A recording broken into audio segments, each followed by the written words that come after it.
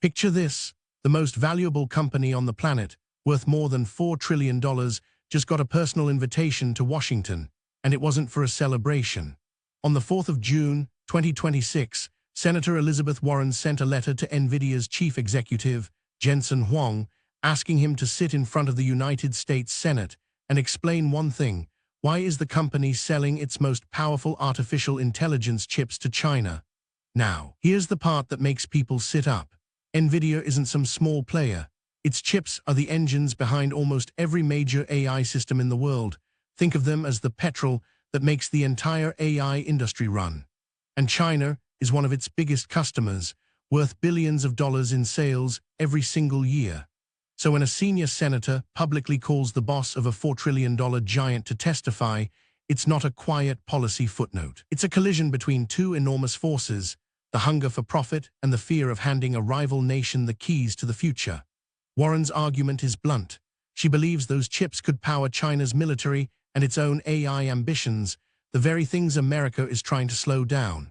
Huang, on the other side, says cutting China off only hurts American business and pushes the world toward Chinese alternatives. Two completely opposite views, one hearing room, and a decision that could reshape the global tech map. But here's what most coverage gets wrong. To understand why this hearing matters, you have to rewind a few years. Back in 2022, the United States government did something dramatic. It put up a wall around its most advanced computer chips and said, in effect, China cannot buy these. The logic was simple. Modern artificial intelligence is trained on enormous banks of specialized processors, and the most powerful ones on Earth are made by American companies like Nvidia. Washington decided that if China couldn't get the best chips, it couldn't build the best AI, and that would keep America ahead in everything from weapons to surveillance to economic power. Think of it like a Formula One race where one team quietly bans its rival from buying the fastest engine. But here's where it gets interesting.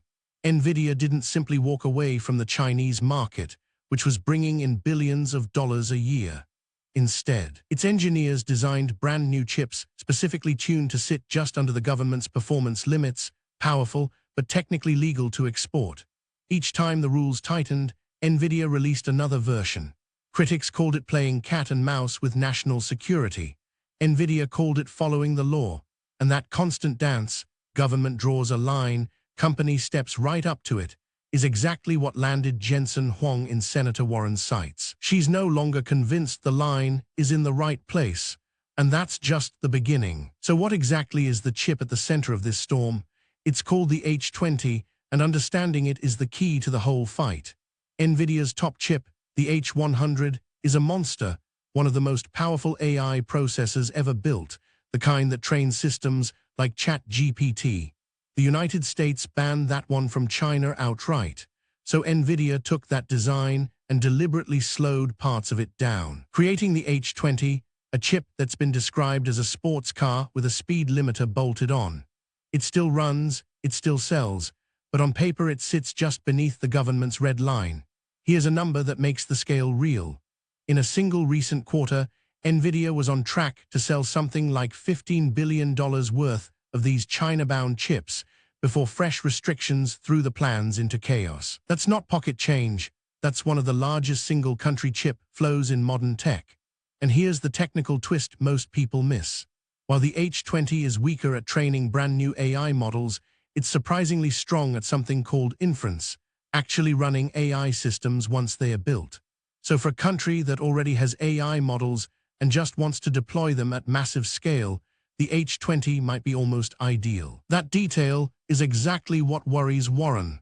This is where it gets complicated. Let's make this concrete with what's actually happening on the ground. Even with export bans in place, demand for Nvidia chips inside China has been so intense that a genuine black market sprang up.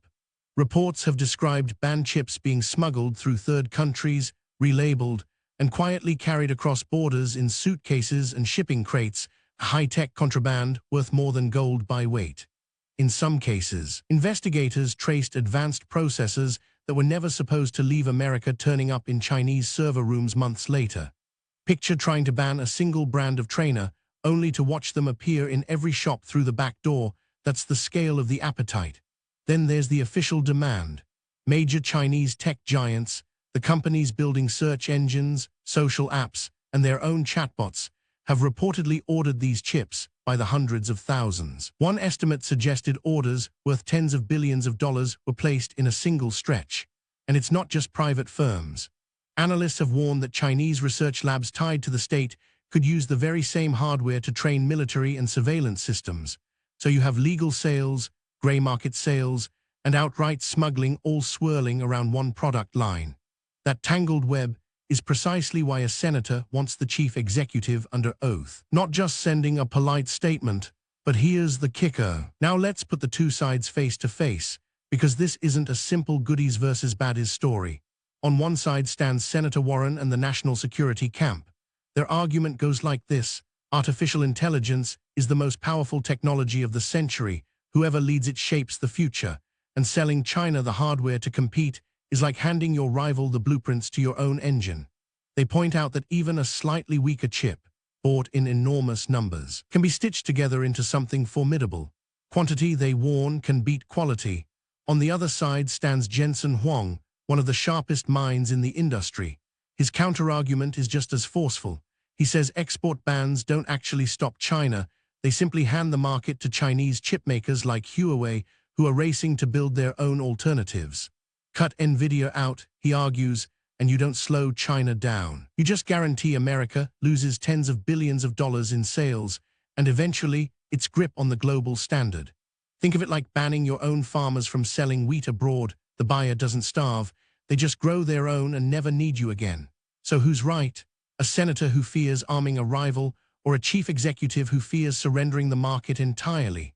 Both can point to hard evidence, and that's what makes this hearing so explosive. Here's the twist nobody expected. Here's where the stakes stretch far beyond one company or one hearing room. If Warren gets her way and the rules clamp down hard, Nvidia could lose a market worth tens of billions of dollars a year. And remember, this is a company whose sky-high value is built on the promise of endless growth. A sudden wall around China could rattle its share price and ripple through the entire stock market, because so many investors are riding the AI wave through this single firm. But the deeper consequence is about who controls the future of intelligence itself. If America locks China out completely, China pours money into building its own chips, and within a few years, the world could split into two rival technology blocks, each with its own incompatible AI hardware, like two countries running on different railway gauges that can never share a track. That fracture would touch everything: the price of your gadgets, the speed of medical breakthroughs, even the balance of military power. And there's a quieter risk too. Every time Washington changes the rules overnight, companies around the world grow nervous about relying on American technology at all, wondering if they'll be cut off next. Trust, once cracked, is hard to repair. So this hearing isn't really about one chip. It's about whether the global tech economy stays woven together or tears in two. And this is where things get surprising. So how do you actually make sense of this story as it unfolds, instead of drowning in headlines? Here are the concrete signals to watch for. First, watch whether Jensen Huang actually shows up. An invitation to testify isn't a subpoena. He can decline, send a written statement, or appear in person. If he sits in that chair under oath, it means the pressure has become impossible to ignore. Second, listen for one specific word: inference. If senators start asking about how these chips run AI rather than train it, that tells you they've done their homework, and the questioning will be serious. Third, keep an eye on Nvidia's next earnings call and any guidance about China revenue. Companies signal trouble in dry financial language long before it hits the news. A sudden phrase like reduced China outlook is the tell. Fourth, watch what Huawei announces. If Chinese chipmakers reveal a new homegrown processor right around this hearing, it hands Huang his strongest argument on a plate: proof that bans push China to build its own. And fifth, follow the actual policy, not the political theater. A hearing generates dramatic clips, but the thing that truly matters is whether new export rules get written afterward. Bookmark the Commerce Department's announcements, because that's where the real decision lies. Master those 5 signals, and you'll understand this saga better than 90% of the headlines. Now here's where the real story starts. So what does all of this actually mean for you, watching at home? Here's the one takeaway to hold on to. This hearing is a window into the single biggest tension of our era, the tug-of-war between making money and holding power, playing out over tiny slabs of silicon smaller than your palm. Whatever happens when Warren and Huang finally face off, the outcome will quietly shape the price of your next phone, the speed of the AI tools you use every day, and which country sets the rules for the technology running the world. Keep your eye on three things in the months ahead: whether Huang testifies, whether the export rules tighten or loosen, and whether China unveils a serious homegrown rival to Nvidia. Any one of those could tip the balance. The deeper lesson is this: in the age of artificial intelligence, a single computer chip has become as strategic as oil or gold once were, and the people who control it hold extraordinary power. That's why a senator and a chief executive are about to square off in a hearing room, and why it deserves your attention. If this breakdown helped you understand the story behind the headlines, follow for daily AI news. We cut through the noise every single day, so you always know what really matters. The next move in this chip showdown could land any moment, and you'll want to see it coming.